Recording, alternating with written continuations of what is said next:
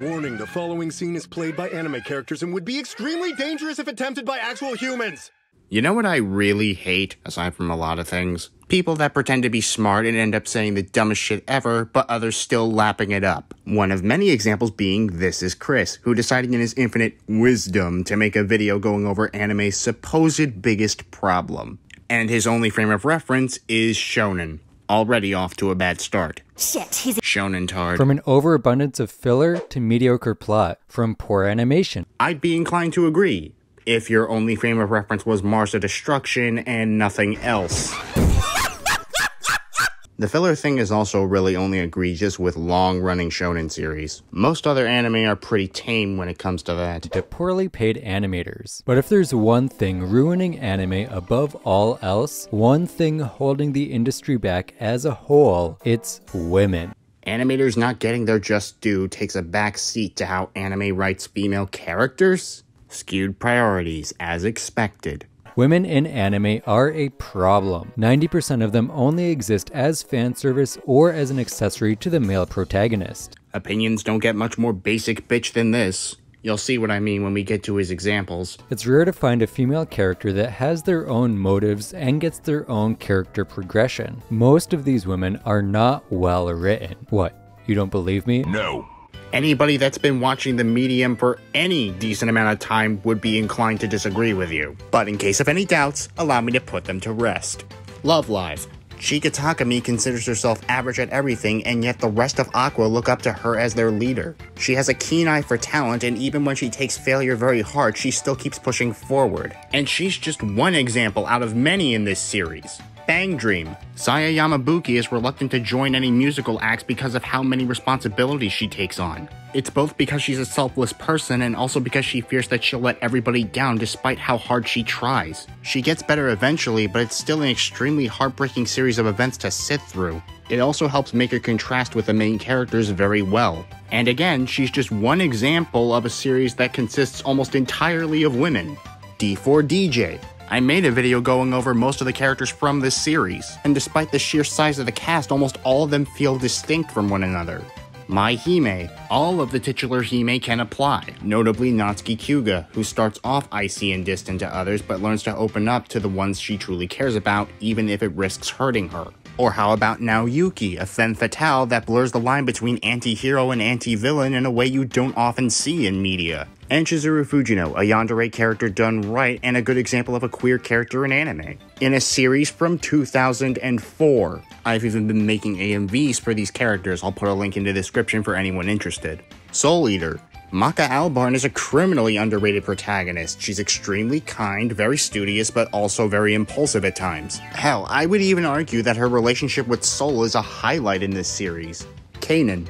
The titular character is a no-nonsense mercenary with synesthesia that can be both cold and efficient and also have moments that are extremely endearing. While not to the same extent as her, we also have the villains Alfard Al-Shua and Liang Chi. Other series like Black Lagoon and Sailor Moon are well known in part because of each of them having large female casts and all of them being reasonably well developed. You'd be hard pressed to find a Black Lagoon fan and not have them bring up Revy in some capacity. Canaan. Every member of the Light Music Club is very endearing and has their own distinct traits. Yes, even the one that doesn't know how to have fun. Bocchi The Rock. As embellished as her anxiety can be, Hitori Goto is still extremely dedicated to her craft. The moments where she bemoans how socially stunted she is can both be extremely funny but also very sad because she thinks so poorly of herself. Girls Own Panzer. I mean, it's in the title. Aside from the Angler team getting the raw deal of character development, we also have more subtle developments for the side characters, most notably the Rabbit team. JoJo Stone Ocean. Jolene Cujo is a crass, vulgar, and emotionally volatile young woman, but is still at her core deeply heroic, just like the other Jo stars before her. She's also very perceptive, great at improvising, and has determination that would even put Giorno Giovanna to shame. I can go on and list more examples, but we need to end this video sometime today. And we're not even a minute into his garbage take yet. Well, to prove it, we need to talk about what a well-written woman even looks like in the first place. A well-written woman is just a woman with her own personality and her own motives and systems of beliefs. Replay the previous point. A woman that is not there just to be sexualized and is not sexualized, period. Oh, great. He's one of those losers that sees a character in a bathing suit and freaks the fuck out because he can't control his boner. Also, the idea that a character's traits and development just go out the window the second they're sexualized is completely asinine no matter how you cut it. Everything I said about Jolene Cujo a few minutes before, I guess all that goes out the window because she did a bridge post during the cavity search. She's just a sex object now, people. Kari and Asuka being an intelligent young woman that knows her beauty is a great way to captivate audiences, and also learning that she could still be friends with her club as well as having a rivalry with them to keep her competitive side in check? Nope, she was explicitly billed as the sexy one among Nijigasaki, therefore she has no character other than being a slab of meat for people to ogle at. Because that's clearly how it works. Mio Akiyama being comparatively more mature and serious than the other Light Music Club members while also dealing with fears and anxieties that will make even Bocchi raise an eyebrow? Oh, but she had that close-up of her tits in episode 4, therefore she's a bad character regardless of any development before or after. Are you seeing how reductive and retarded this notion is? Saying that a female character is bad just because they're sexualized at all is a meaningless fucking criticism. I can only imagine what this moron would think if he ever watched Kill la Kill. Especially in shonen anime. A genre catered to boys has male characters with the most relevance in said stories? Say it ain't so! Probably should have retitled this video to Shonen's biggest problem, but you and your audience clearly have a fetish for being wrong. You suck! He uses MHA as his first example because this video didn't scream basic bitch enough already. I think anyone that watches this show can acknowledge that the female characters in this show are not exactly well written. Given his criteria for what he constitutes well written, we all know who he's gonna bitch about. I wouldn't call these characters groundbreaking at all, but I also wouldn't say that they're poorly written either. Unless you're the average AniTuber that makes nothing burger points with ist and ism words thrown in, think a small trait is enough to derail a character, only look at characters at a surface level, or all three. They are all sexualized to some extent where they don't play a large role in the plot, or both. Sexualized is when big boobs, spoken like a true Puritan. Midnight's character is sexual and flirtatious, and her outfit reflects that. Plus, she's a side character. Obviously, she won't get much focus. Uraraka was a character I had a lot of hope for when I started My Hero, and I was just left disappointed. She has so much potential, but it feels like as the show goes on, she just keeps getting whittled down more and more, and at this point she's not much more than a love interest for Midoriya. You look at Uraraka, a character who's extremely kind, quick on her feet, and resourceful, which you briefly show during her fight with Bakugo when she used her jacket as a decoy, wears her emotions on her sleeve, is initially motivated to give her parents an easier life, which shows how selfless she is, and is willing to learn outside of her element of interest after her fight with Bakugo, believing that a different perspective will make her a more well-rounded hero, but all you see is Midoriya's fleshlight. I'm not denying that love interests in anime can be poorly written. They absolutely can be. It's just that Uraraka's not a good example because her characterization doesn't go away just because of her crush on Midoriya. A better example would have been someone like Amari Azazel from Mairimashita Iruma-kun. Most of her scenes revolve around her growing crush on Iruma Suzuki, and there aren't enough scenes to give more insight into her character beyond that despite being billed as one of the leads. But no, Uraraka's bad because she likes Midoriya at all. The rest of her characterization be damned. Then there's Momo, a girl who was led into UA on recommendation, on the same grounds as Todoroki, and yet she plays a much less important role in the show compared to him. Having a comparatively smaller role doesn't automatically make a character bad. And she also lacks confidence compared to many of her peers. You could say that this is just a personality trait, but it's such a common trope in female characters. No, we're not pretending that this trope is exclusive to women in fiction. It is a common trope for all kinds of characters.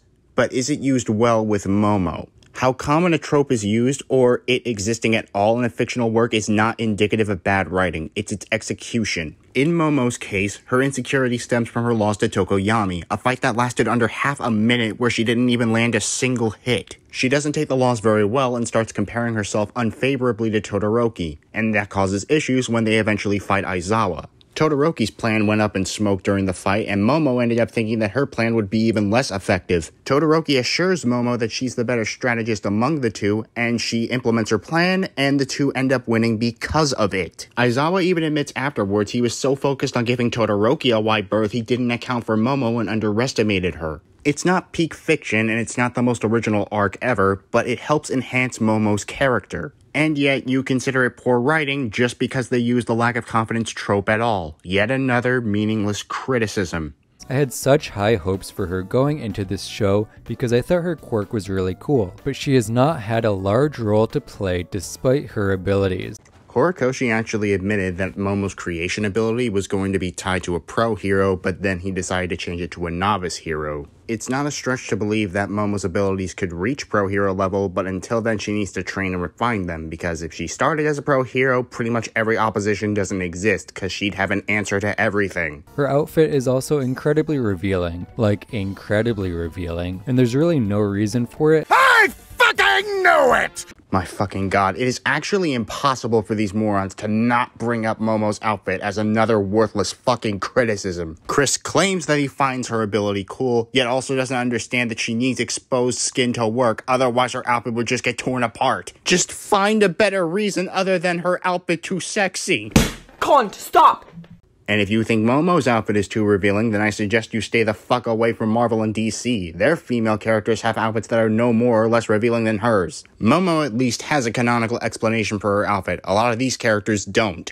But why isn't Momo fat like Fat Gum? Surely she would know the benefits of having more fat on her. Momo's constantly burning away the fat when she creates things, as well as moving a lot during combat. Fat Gum's powers also include increased durability. Momo doesn't have this ability. All that gaining weight would accomplish is making her a bigger target. And she won't be able to tank the hit if she can't create something in time to defend herself. But why doesn't she get a suit made of fibers like Mirio's? 1, those fibers come from his hair. 2, it's for his intangibility power so that he doesn't phase out of his clothes. Nothing suggests it would work the same way for a hero with Momo's quirk. At best, it'd make no difference. At worst, it'd be a hindrance.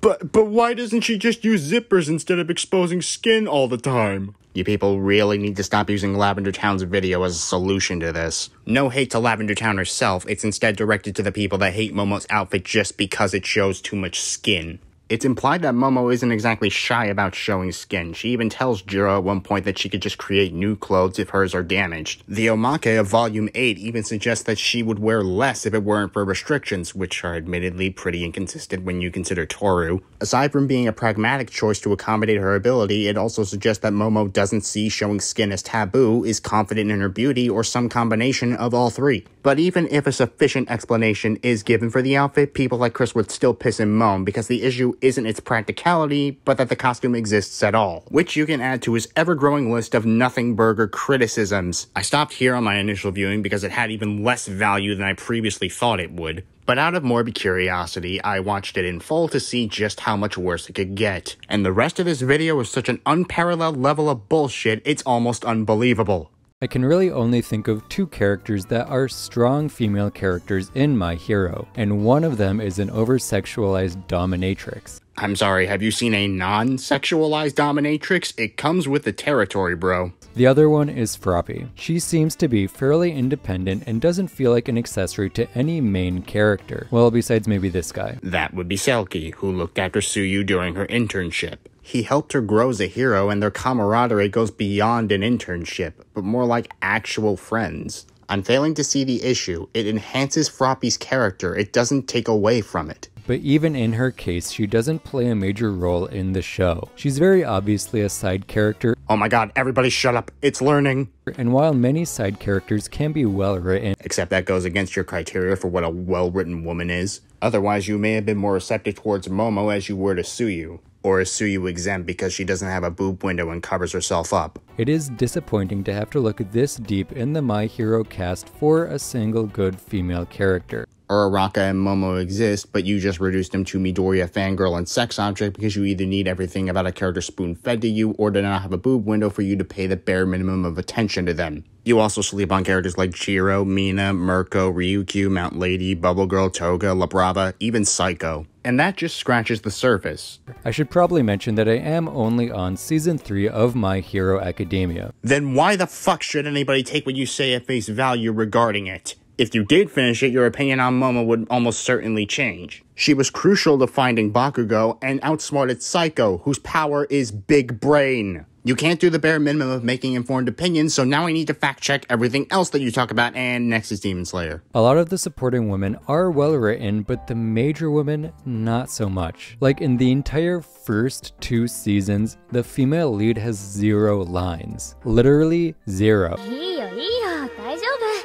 この着物気に入ってるの。それよりも下の子たちにもっとたくさん食べさせてあげてよ。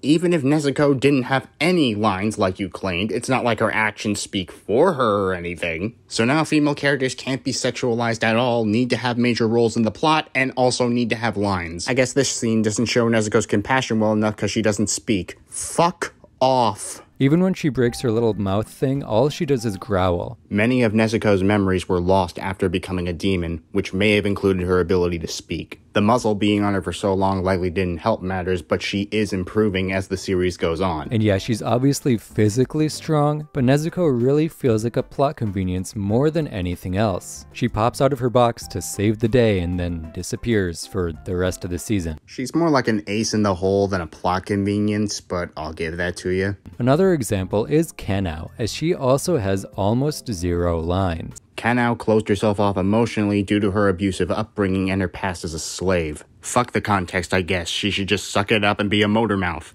How can you be this dense? This wouldn't be an issue if it was a show that didn't have a ton of dialogue, but like Tanjiro and Zenitsu have so many monologues, especially Tanjiro. But honestly, I don't think it's even really a woman issue in Demon Slayer. I think it's just a character issue. Then why frame it as the former in the first place? Also, come on, Chris, we know you don't think. That brain of yours is only for show. He then proceeds to talk about Attack on Titan and does have praises for Ymir and Hanji, and to be fair, they are good characters. Though Hanji's gender is open to interpretation and also varies depending on who you ask. But it does also have some pretty bad ones as well, such as Mikasa, and even Historia to some extent, as she's basically written out of the story after Season 3 Part 1. Historia becomes a queen and later falls pregnant. Obviously, she won't be involved on the front lines where most of the series takes place. And he doesn't even mention Annie Leonhardt. For shame. Hanji and Ymir are both great examples of how to write a female character. They are multifaceted and have unique goals that suit their personalities. So do the characters from the other series you mentioned. But your character analysis sucks dick and is painfully selective. The only issue that I have with Attack on Titan women is that there's just not a lot of them. He's actively going out of his way to make it so he enjoys no female character ever. He keeps adding more shit to his criteria as he goes along. This one's dead. This one's been in a crystal for 2.5 seasons. Oh right, because Annie isn't involved in the series' entire run, she's a bad character regardless of whatever she does during that time. You're not looking for a well-written female character, you're looking for a main character. He uses the women from Jujutsu Kaisen as a good example of female writing, because he really needs to hammer in how piss-poor his frame of reference is. A lot of them have their own fully developed personalities and actively fight the societal and patriarchal norms that women face in the world of Jujutsu. I think creating a world where women are held to a higher standard is a great way to mirror our own world and mirror what women go through in the real world. And there we have it, a line that if Chris and his viewers were smart would be ironic to an unparalleled degree. This doesn't just kill the video, it fucking murders it. He hits everyone with this stream of verbal diarrhea and expects everybody to call it liquid gold. Chris himself is holding female characters to a higher standard to even be considered passable in his eyes, which shows that the problem with women in anime, well, shonen, is solely on him, his dick-riding supporters, and every other shonen tard out there. Having standards for what constitutes a good character isn't a bad thing. The issue is when you can't keep them consistent and or have them changed based on what's between their legs. And remember, a well-written woman to Chris is someone with their own motives, personality, and beliefs. Okay, holds up so far. Isn't sexualized at all, which knocks out about 80% of anime, shonen, or otherwise. Isn't an accessory to the protagonist, as in attached to them at all. Plays a major role in the plot, which he's looking for in shonen. Isn't a mute, regardless of context. And there's an even to large ratio of them compared to men, regardless of context. Now let's apply this to shonen men outside of the series he discussed. Naruto, only the titular character and Sasuke have any chance of being good, and even then their goals tie to other characters. Fail. Dragon Ball, only Goku has any chance of being good, but his goal is to get stronger and protect Earth, which extends to its people and his allies. Fail. Bleach, no character passes. One Piece, only Luffy has any chance of being good, and he's almost always seen with his crew. Fail. Fairy Tail, no character passes. Full Metal Alchemist, only Edward has any chance of passing, but he's attached to his brother. Fail. Yu Yu Hakusho, no character passes. Inuyasha, the titular character can only pass if you don't count his states of undress as fan service, otherwise fail. Sword Art Online, no character passes. JoJo, no character from any part passes. Death Note, no character passes. Chainsaw Man, no character passes. Hunter x Hunter, no character passes. If men can't even meet this criteria, I don't know how you're able to feel any kind of joy at all. And if you don't hold them to the same standard, you're no better than the patriarchal norms that the JJK women fight against. Just grin and bear it, only 3 more minutes left. It's pointed out that oftentimes female Jujutsu sorcerers have to do more than their male counterparts to get the same degree of recognition. And even then, if their physical appearance or attitude isn't quite right, they can still fall short. Now replace Jujutsu sorcerers with female characters, and replace physical appearance or attitude with plot relevance or have fan service scenes. The irony is gonna kill me. And we haven't even talked about the individual women in this show, because they are so developed and so multifaceted. So are the characters you mentioned previously. Now I'm certain that Chris only uses words like multifaceted to sound smarter than he really is, to convince himself that his dogshit take has any merit. So smart, me. Maki is fighting so hard to prove herself in the world of Jujutsu, because of the family she comes from, because she doesn't have cursed energy, and because she's a woman. And she's doing pretty well. Her goal of wanting to lead the Zenin household makes sense for her character. I agree, but this motive is attached to her family, the men included, no? I love Maki for her character as well, and for other reasons. But by your own standards, she should be garbage. But I suppose since her massive tits don't bust out of her outfit and fights the evil patriarchy, she's at an advantage. Nobara, on the other hand, is ass! She's overrated as fuck. Nobara isn't terrible, but she really isn't worth all the praise that she gets. Proves that you can still be girly, I wanna die, without doing it for society. She does it because she wants to, and because she feels good when she's all dolled up and wearing her best clothing. Wow, what an incredible multifaceted character. I've never seen one so unique before. And considering what happens to Nobara later on in the manga, leaving her out of the action for quite some time, I guess your precious Jujutsu Kaisen doesn't have good female representation. All because of your own standards that you can't even follow. Congratulations. And the last show I want to give an honorable mention to is Spy X Family. I haven't read the manga yet, but based on the 7-ish episodes I've seen so far, I don't want to hear it if you can't even be fucked to finish it. I wonder what he'd have to say about a character like Becky, though. At the end of the day, I think the issue behind these women is the men that write them. So you're gonna go down this road, aren't you? As if this video wasn't worthless enough already. Every single anime we talked about today was written by a man. Demon Slayer's author is a woman that uses a pen name, and or is non-binary. Fucking whoops. And not just a man, but a man who is interested in anime, to the point that they make their whole career out of it. Speaking as someone who is doing the same, Fucking yes! I can see that we do not exactly interact with that many women. my neck hurts so I can't scream. But I'm in so much fucking pain right now. I don't even care if that was facetious or snide. To hell with that point. Oh, I'm a shut-in hermit that doesn't know what a girl is, so clearly the mangaka also must be shut-in hermits as well. Clearly it isn't because Chris can't temper his expectations as soon as he sees that a character has breasts. Nor is it his ever-growing list of requirements for them to be considered good. It's purely and solely on the male writers. Why do people like this keep getting support? If your main impressions of women are other anime or the way women are portrayed in media, so nobody above the age of 5. These people aren't as impressionable or as stupid as you and your audience, Chris. Don't get me wrong, I'm glad that a lot of these mangakas are writing what they write. It's great fiction and it's still very entertaining, but they could be better if they just wrote women better. It's really that simple. That's your solution? Not write their personality and traits first and then decide on the gender? Not have them stand out from other characters in certain ways? Not make them likable or endearing regardless of their gender? Just, oh, do it better, easy. This video offers less than nothing. Chris has a piss-poor understanding of the characters he discussed that don't belong to JJK, has criteria that no character, male or female, can pass, his frame of reference is comically narrow, and can't even be bothered to finish some of the shows he talks about. It's genuinely impressive how much he gets wrong in just 9 minutes. Every time I thought something was discussed thoroughly, something else came up that I also needed to go over. I was dying a little bit. I'm not gonna lie to you. I myself am not a perfect writer, nor have I watched every anime in the world, but I at least have a bigger frame of reference that isn't just basic bitch shonen. If you don't like how the women are written there, look into a different genre like seinen, yosei, or shoujo. Originally I was gonna end this video here, but then I saw Chris made another video. The brain cells weren't dying fast enough, it seemed. This one on anime perverts, and at first it seems marginally better than this video, but then at the midpoint it gets worse. Oh my non-existent god, it gets worse. Before you write that comment about how the culture is different or how the age of consent is lower, stop. Everybody say hi, Mr. Strawman.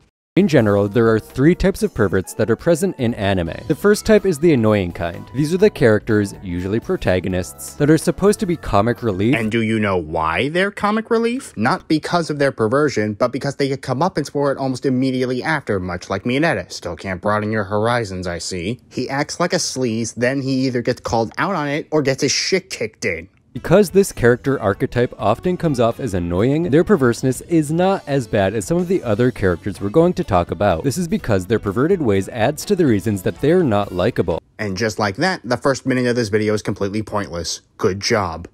Obviously, this doesn't mean their behavior is okay, as the way they behave around women is still inappropriate. No, really?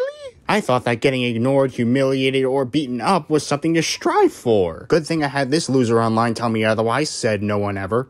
Plus, you already know there's going to be someone somewhere on the internet defending their actions while believing that these actions are okay. You described fucking no one. Those people are either explaining why he's written the way he is, or they're trolling. No one's unironically going, you know, Mineta's pretty based actually. If anything, these characters routinely getting slugged would deter people from replicating these behaviors. Unless, again, you think everybody is as impressionable or as stupid as you, which believe me is quite an astounding feat. Anyway, now Chris is gonna read about cool perverts. Kind of an oxymoron, I know. This is where we find characters like Himeno and Hisoka. Both of these characters are literally pedos. You make a video about anime perverts, and now you jump to fictional pedophilia. Guess we're playing this game now. Also, that literally pedos line is gonna bite him real hard in the ass. And yes, Hisoka is a pedophile. Even if he's technically attracted to the boys' power, he's still attracted to them. You can't stare at kids in the way that he did and not be a pedo. Imagine my shock when I realized bad guy does bad thing. Can we start shutting down people with takes like this? They make me want to die. These kind of characters are a lot more problematic than the annoying kind. They usually garner fans who will defend their actions, and these cool creeps do a much better job of normalizing perversion. Shut up! Shut the fuck up! And this is where I initially stopped with this video. That's not how any of this works. 99.9% of the population knows that pedophilia is one of the worst things a person can indulge in. The portrayals of Himeno and Hisoka are not telling the reader, hey yo, this is actually okay. You won't get in trouble for it. It's fine. Just because you're a slow subfunctional amoeba that has zero self-control and an inability to think for themselves doesn't mean that everyone else is in the same boat. I've never wanted a word to fucking die more than normalize. No one can use it right.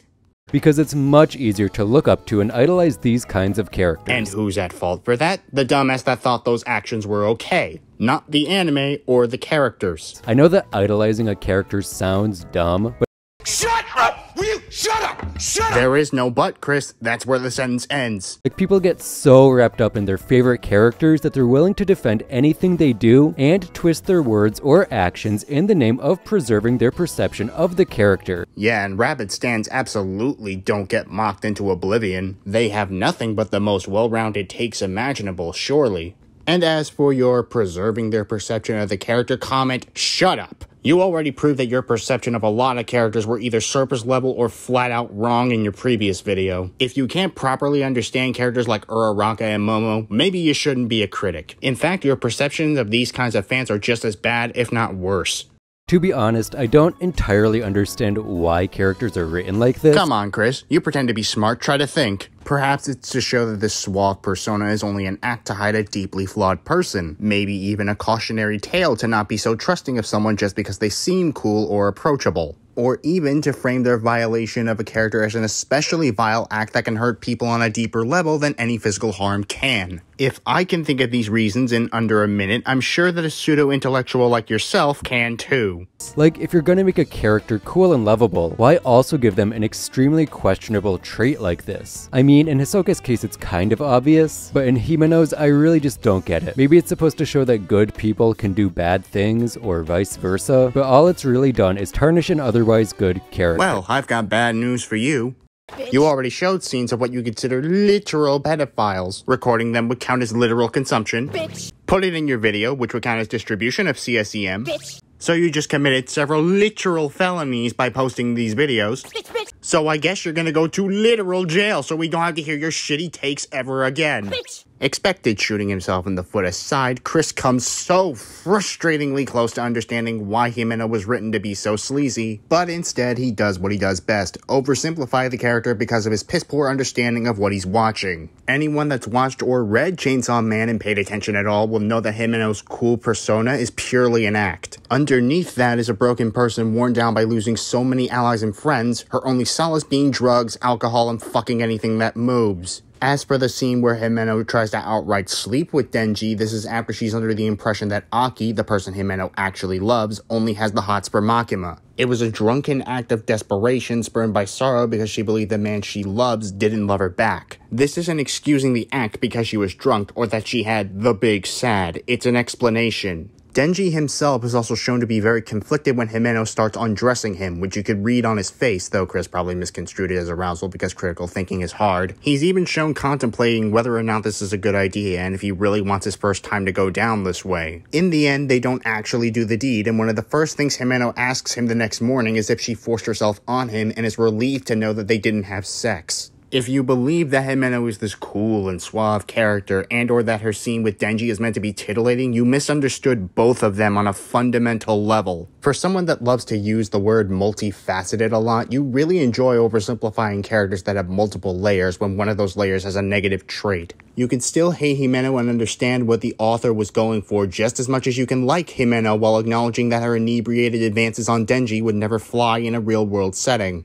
The third kind of character is creepy antagonists. These are the most fine, in my opinion. Not that their actions are okay or anything, but if an undesirable trait is given to an antagonist, it usually makes them more hateable, which makes them a better antagonist. Okay, so why is Hisoka not in this category? You can't even be consistent when it comes to which character goes in what category. It's almost hilarious.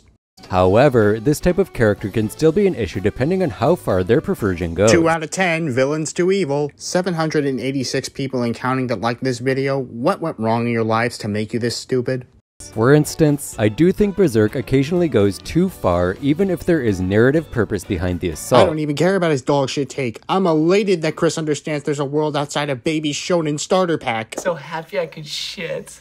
Another time I don't think perverted antagonists are really that okay is when every antagonist goes after the same person again and again. Because in this case, it's not the antagonist that's the problem, it's the manga writer. Well, if you're still discussing Berserk, you're wrong. Several characters other than Casca are the victims of outright or attempted sexual assault. Though Casca is the victim of it a few times, I'll go over some of the notable examples soon. Guts was abused by Donovan in his childhood, and that trauma haunts him even as an adult. The King of Midland tries to force himself on his own daughter and ends up dying alone, having pushed away the one joy still in his life. Griffith we'll get to soon. And then there's this fucking horse that Guts killed before it could violate Farnese. You understand that it has narrative purpose, but now you're gonna go after the manga writer because fuck you. Which is kind of shitty, at least in Berserk's case, considering that Miura's dead. But do get comfy, this stupidity isn't done yet. So why do manga writers even write these perverts? I'm sorry, I can't be the only person that gets irritated when he bogs down the sexual assault scenes in Berserk and the attempted one in Chainsaw Man is just perversion, can I? Those scenes go far beyond the character wanting a cop of feel and in the real world would be straight up criminal. Well, to be honest, I don't know. I can't see into the minds of these people. Alright, video over. Both of these takes were a waste of time and there's nothing of value to be had in.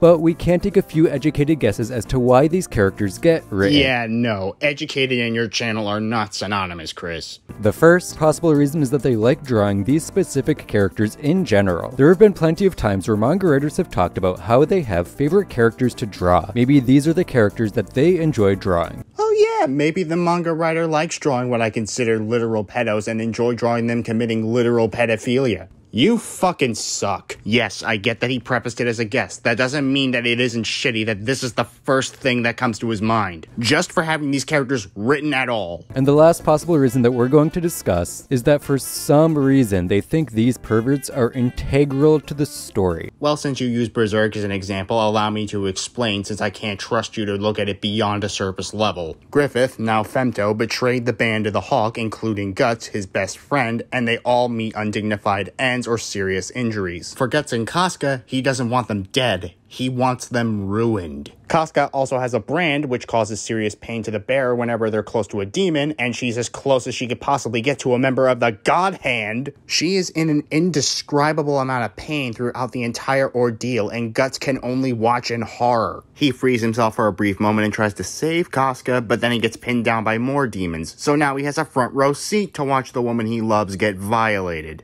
Oh, and to twist the knife even further, Griffith saved Casca from a similar fate before she joined the Band of the Hawk. Neither Casca or Guts are the same after this event. So yes, in this case it is integral to the story of Berserk. As for the times this happens after the eclipse, the Great Goathead's case is to show how vulnerable Casca is after the eclipse and her resulting insanity because of it. The bandits in the Millennium Falcon arc are to show that Casca's warrior spirit hasn't completely died out. Guts almost forces himself on Casca after that under the influence of the Beast of Darkness within him. And since the Beast is the embodiment of Guts' rage, it shows just how damaged he is, being a danger even to his loved ones. You'd have a leg to stand on if these examples were purely just for shock value, but they aren't. These scenes are integral, and they show just how unforgiving the world of Berserk is.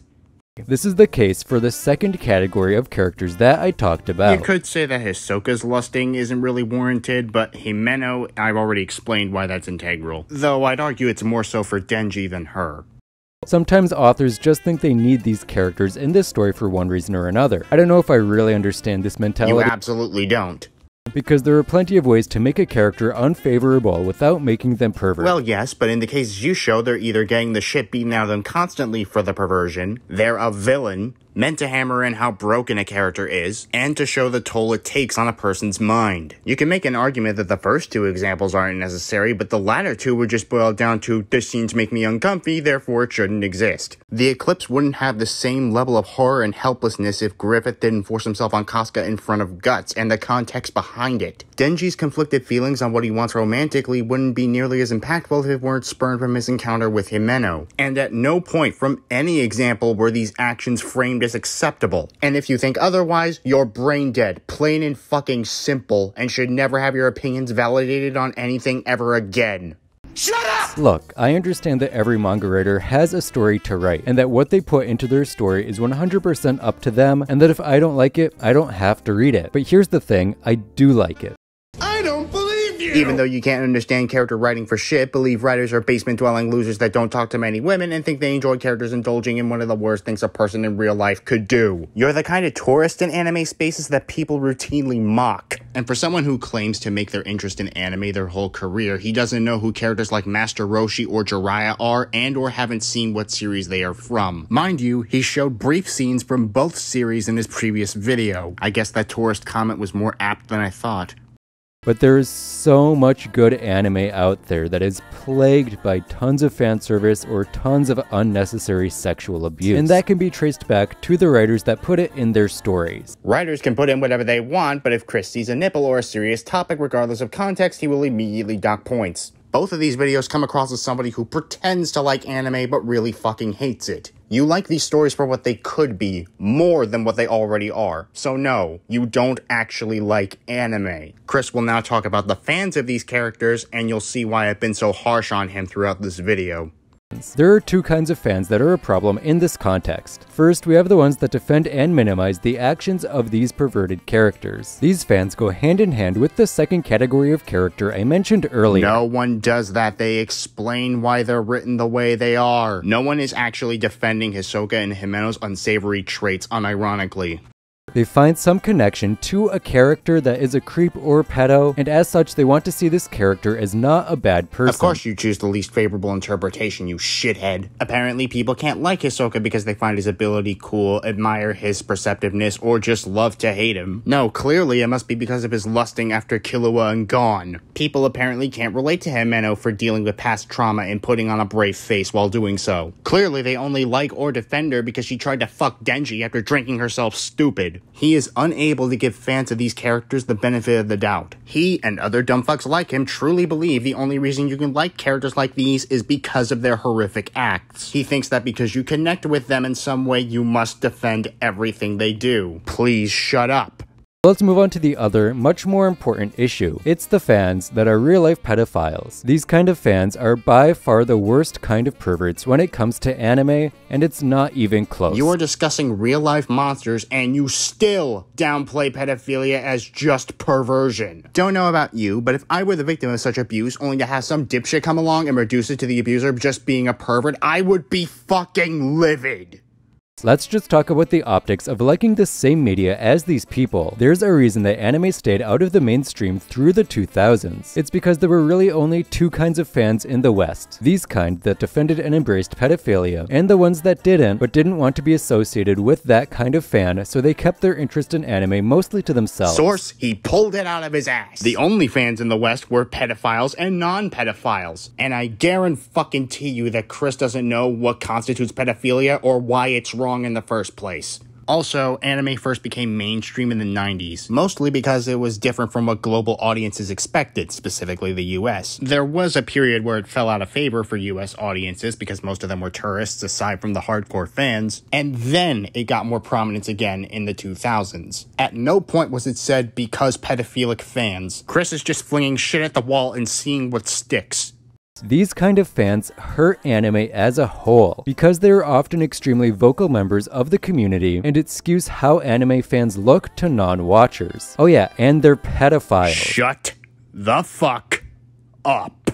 The most vocal people in the community now are people like you that like to read more about drawings and water down terms like pedophilia to mean absolutely fucking nothing to the benefit of the people you hate. And in the cruelest twist of irony, the people that preach the loudest about this kind of thing are often outed as either real pedophiles or have committed real crimes against other people. So in a way, you're right and wrong at the same time. These are the people you need to set your crosshairs on, not the fans that like these certain characters you were talking about. Chris does explain why pedophilia is wrong, which would have nullified what I've been saying if it weren't for what he follows it up with. And before you leave that comment about how the age of consent is different, or how the characters you're into aren't actually 13, they're 3,000 years old in the body of a 13-year-old, these are still not good. That's it! I'm never giving you the benefit of the doubt ever again. I almost got a tiny bit of respect for you, but then you had to resort to straw manning again. And you go back to talking about characters, which tells me that you don't know why pedophilia is bad in the first place. Look no further than his comments under the video. You think that the Child Conventions arc from Berserk is CSEM? Guess you're gonna have to turn yourself the fuck in. Go right to fucking jail! Fictional content is not an indicator of pedophilia or predatory behavior. CSEM needs to be indistinguishable from a real child. And it needs to resemble an identifiable, looks like a real kid, actual minor exists in the real world. No one of sound mind is going to believe that anime characters are at all comparable to real kids. Watering the term down like this benefits the people you hate. The reason why CSEM is illegal in the first place is because a real child is being abused or put at risk and leaves scars that last a lifetime. Putting people that like fictional characters in the same boat as pedophiles is spitting in the face of real victims. Psychologists even state that performative outrage over this is going to do more harm than good. Look at the facts, not whataboutism, conspiracy theories, or sweeping generalizations. And that's not even the most fucked part about this. Someone rightfully points out how half-assed the video was, and that the ramifications of pedophilic acts were barely even touched upon, and what was Chris's response? Getting too specific will get the video age restricted or put it into question for advertisers, both of which will kill the video. Dude, If it's age restricted, try to make an appeal. And as long as your viewers are 18 or older, they should be able to find the video no problem. But the advertiser thing that he added in really brought my blood to a fucking boil. If he truly cared, getting the message out would be a lot more important than what potential money you could get off of the fucking video. And again, as a reminder, this video started with talking about perverts, and now he jumps to real-life pedophilia and can't even tackle that topic correctly. Also, no, Chris, you're not open to nuanced discussions. You're as nuanced as the slow person on the debate team. His age of consent is lower in Japan comment earlier, also probably because he just looked at the first thing he googled and called it good. 13 is the base AOC, but only 2 islands have it. The rest of Japan has it around 16 to 18 because of different statutes. You'd know this if you bothered to do the barest of the bare minimum, but that's too much effort. And the small character that's actually 3,000 years old thing, how odd that a concept that would never fly in real life is a thing within a world that would never come to pass in reality. I guess suspension of disbelief is also only possible when Smooth Brain claims it to be. But that's not the biggest issue. He can't tackle a serious topic like pedophilia with tact. He uses it as a tool to say pervy characters bad and so are the people that like them, regardless of what their reasons for liking the character may be. He can't be asked to look over his script and fact check because he doesn't want to inform people. He just wanted a circle jerk. I cannot properly put into words the amount of contempt I have for Chris and the people like him with these takes.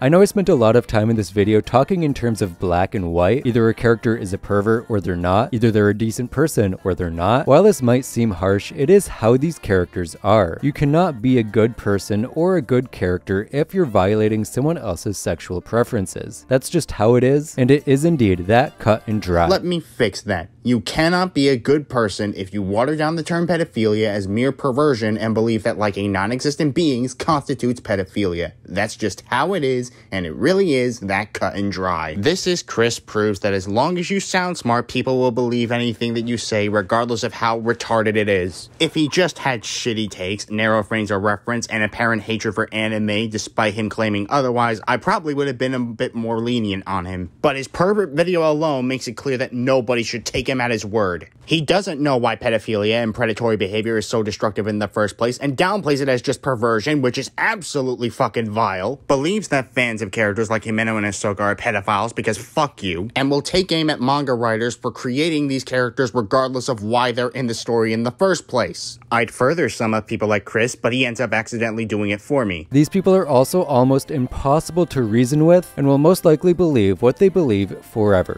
There is no reasoning with people like Chris. If he or his glue-sniffing supporters still want to talk about serious issues, they either need to do the proper research or stay in their fucking lane, shouting uninformed opinions and shitty takes into the aether for anyone unfortunate enough to listen. These videos are the pinnacle of why some people gatekeep, and the amount of flack that Chris has gotten for them is well and truly deserved. They know that reasoning with you is pointless, so they do the next best thing and tear you a new one. Anyone delusional enough to think these videos are in any way good is a goddamn fool. There's nothing of value here. Just garbage. You're a trooper to sit through what's probably going to be my longest video yet. Thank you for hearing me out, and I'll see you in the next video.